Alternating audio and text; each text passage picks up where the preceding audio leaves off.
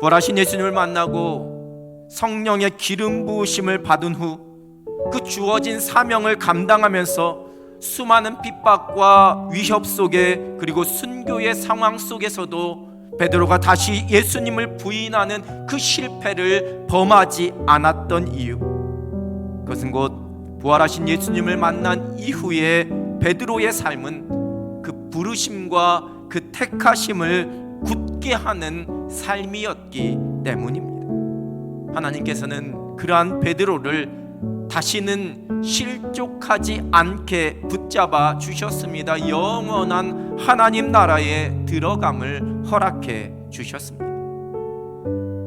부르심과 택하심의 주체는 하나님이십니다. 하나님이 불러주시고 하나님이 택하여 주십니다. 대제사장의 그 뜰에서 베드로는 처참하게 무너졌습니다. 한 계집종의 말 한마디에 예수님을 부인했습니다. 그랬던 베드로가 완전히 변화된 삶을 살아갑니다.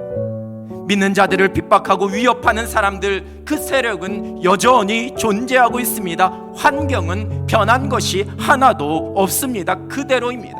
여전히 기세등등합니다. 오히려 믿고 의지했던 예수님이 자신의 눈앞에 더 이상 계시지도 않습니다. 게다가 자신에게 엄청난 무게의 책임이 주어져 있습니다. 그런데 베드로는 조금도 주눅들지 않았습니다.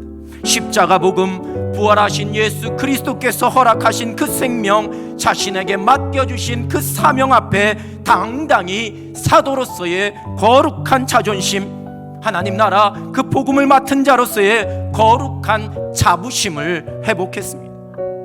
그 부르심과 택하심을 굳게 했기 때문에 베드로는 결코 무너지지 않았습니다. 당당했습니다. 그 위협에 굴하지 않았습니다. 아무런 힘도 없었던 한 여종 앞에서 예수님을 부인하던 그 모습은 이제 찾아볼 수가 없습니다. 더 이상 세상을 두려워하지 않습니다.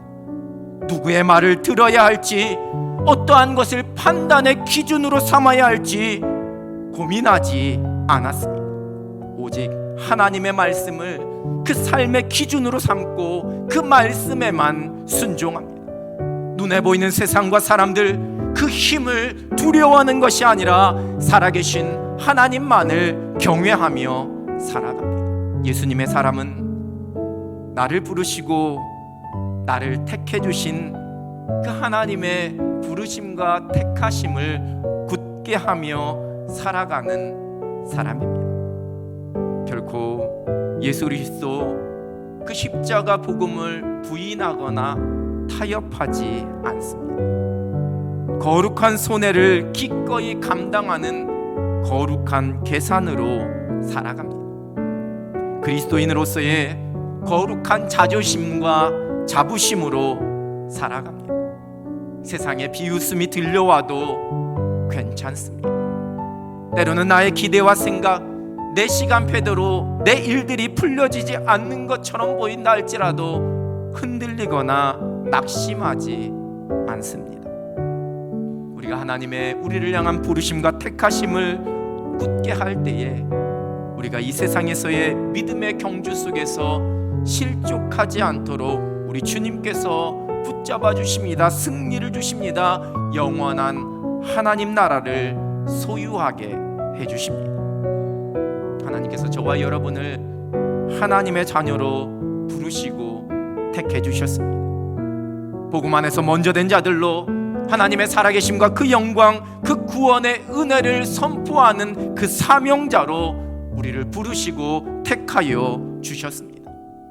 여러분, 우리가 이것을 굳게 하며 오직 그리스도인으로서의 거룩한 자존심과 자부심으로 이 땅을 살아갑니다. 그 사람이 곧 예수님의 사람입니다. 저와 여러분은 이 땅을 살아가는 예수님의 사람입니다. 그리스도인으로 살아내기 결코 쉽지만은 않은 세상, 오직 우리를 불러주시고 택해주신 그 하나님의 사랑, 그 하나님의 능력 의지하면서 믿음의 경주를 날마다 승리하며 멋지게 달려갈 수 있는 여러분 되시기를 우리 주님의 이름으로 축원합니다.